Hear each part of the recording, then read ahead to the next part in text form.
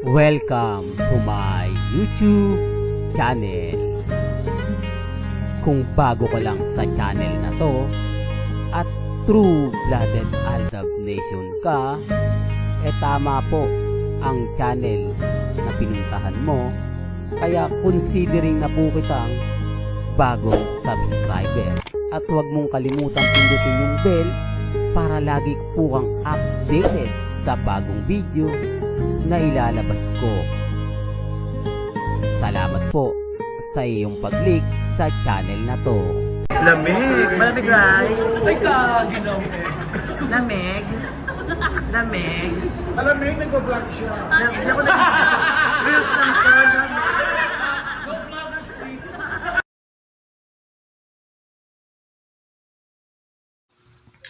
Welcome back mga kaaldab. Ito na naman po ang inyong lingkod, si Mr. Destiny. At magbibigay na naman tayo ng pinakamagandang update po ngayon sa social media. Well, nasa Sydney na nga po si Mengay. Mapapanood dito sa October 5 mga kaaldab. Medyo mababawasan daw nga po ang stress ngayon ni Mengay sa mga basher niya po sa studio nga po ng TV5 o ng Eat Bulaga. Ngayon nasa ibang bansa si Maine, may mga hindi maganda na naman po at kaaya-ayang mga balita ang mga nasasagap natin. Papabor daw po ngayon sa pamilya Atayde. Ito mga kaaldab, base lang naman po sa mga nakukuha kong impormasyon. Base lang po ito sa mga nakakaharap po natin. Yun naman po yung kagandahan nyo sa channel ni Mr. Destiny. Kapag gusto nyo lang po ng update, pinaka-latest, abay syempre dito lang po kayo sa channel ni Mr. Destiny. Lahat naman po ng mga bagay-bagay na gusto nyo pong mapakinggan, mapanood, pupunta lang po kayo sa akin, magiging updated na po kayo. Lalo na po ang mga maiinit na issue ngayon sa social media. Ito nga po yung bangayan ni Naibyang at ni Maine Paul Gerson. Marami kasing nagpupush daw po o pinupush nga po raw na si Mengay nga po raw ang magiging sakripisyo para nga po raw sa pamilya Atayde. Ang ibig sabihin nga po ba si Mengay yung magdurusa sa mga kasalanan ni Congressman Arjo? Taliwas po yan sa mga bali-balita mga kaaldab dahil nepo babies nga po raw si Mengay, damay po yung pamilya niya, medyo nasa kanya nga po nakatutok ang media, sa kanya nga po nakatutok ang mga ilang kritiko at mga netizen. Normal lang yan kasi alam niyo kung bakit nga po, dahil si Mengay araw-araw napapalabas sa TV, araw-araw po siya nakikita sa Eat Bulaga.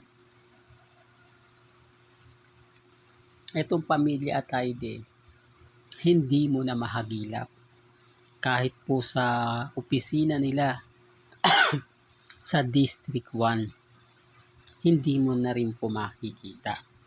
Bibihira na nga po raw magpakita o lumabas etong si Ibyang kasama ng mga kaibigan niya. Parang wala na ata mga good time na nangyayari ngayon kay Ibyang at kay Art Atayde, na kung saan nga po nasa na yung mga kaibigan niya, kamag-anak niya na sumasama sa kanya kapag kakain sa labas o kaya magpa-party-party. Wala na. Ito yung sinasabi ko sa tahimik na sila. Kaya nga po kapag katahimik, talagang aminado mga kaaldab na guilty. Di po ba kasi hinahayaan po nila na pagpiestahan sila. Pero ngayon na kay Mengay nga po raw yung focus. Sinasabi nga po na ilalaglag nga po daw ni Ibyang si Maine Paul Gerson dahil sabi nga po na kayang-kayang bayaran ni Mengay ang kumbaga pera na kung sakasakaling may sole si Mengay daw po yung magpupuno ng kulang. Dahil sa kanya naman daw po tumutok ng husto. Samantalang yung bahay daw po na 5 palapag ng sinlaki ng mall, hindi pa raw po tapos. Hindi pa raw po, kumbaga totally na nagagawa na po pwede pong ibenta. At yung kakulangan nga po raw, doon nga po daw kay Mengay. Hindi, real talk to mga kaaldab. Ilang branch ng McDo ni Mengay na sinasabing pagmamay-ari daw po ng pamilya. At hindi na sila daw po yung gumastos. Sila daw po yung nag-franchise ng gusto. At yung kamag-anak nga po o yung kapatid ni Mengay binigyan daw po ito ng puhunan ni Congressman Arjo. Di po ba? Yan sinasabi ko. Alam nyo mga kaaldab, hindi naman natin to malalaman. Kung hindi rin naman po sa kanila. Sa totoo lang po, marami pa rin koneksyon. Itong si Ibiang. Alam nyo naman po kapag may mga gantong bagay, marami talagang bayaran na nagre-report o mga vlogger na kung saan nga po pumapabor po sila kina Ibiang. Na kung sakali may pakasakali sila na galit sila pero pang titignan mo yung pinupunto nila, parang si Mengay lang po yung tinatamaan. Although sabihin natin, si Mengay yung pinakamaraming lipad kasama si Congressman Arjo. Mas lamang pa raw po si Mengay kesa kay Congressman Arjo. Hindi, totoo naman po kasi may mga bagay-bagay na kapag lumilipad si Mengay, mag-isa lang po siya. Pero kapag lumipad ang pamilya at Haide, laging naandun si Mengay. Laging kasama po niya si Mengay. Lalo na po siguro kung nakita nyo, napanood ninyo, yung bahay daw po na pinagmamalaki ngayon ni Ibiang sa France.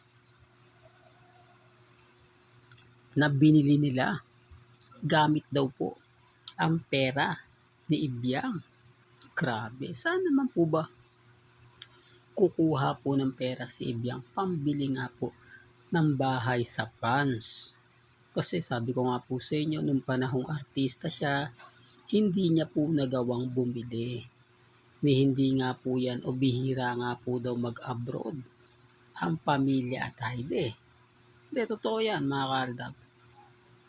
Ang laki lang talaga ng pinagbago nung simula nga po nang naupo bilang congressman si Arjo at Haide.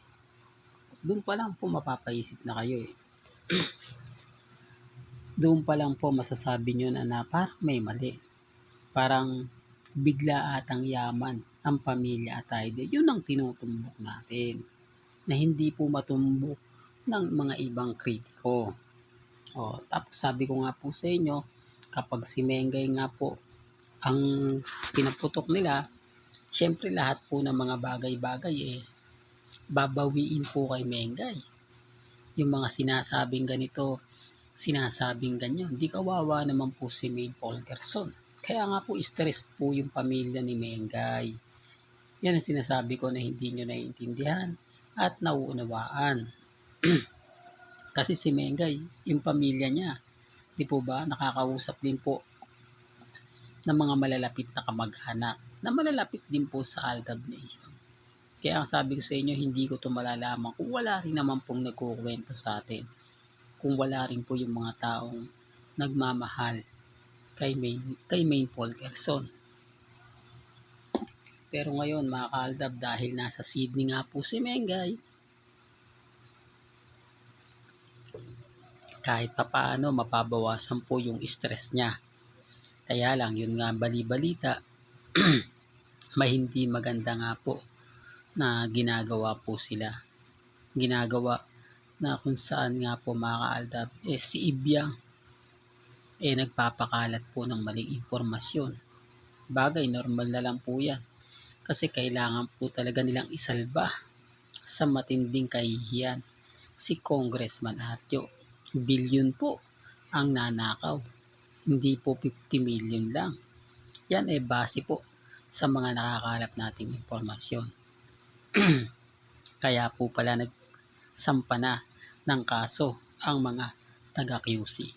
Hanggang dito na lang po ang ating latest updates. Kaya kung gusto nyo pa po ng pinaka-latest at sariwang update, abay tumutok lang po kayo dito po sa channel ni Mr. Destiny para updated po kayo sa mga bago at sa mga latest na i-upload po natin maya-maya lang.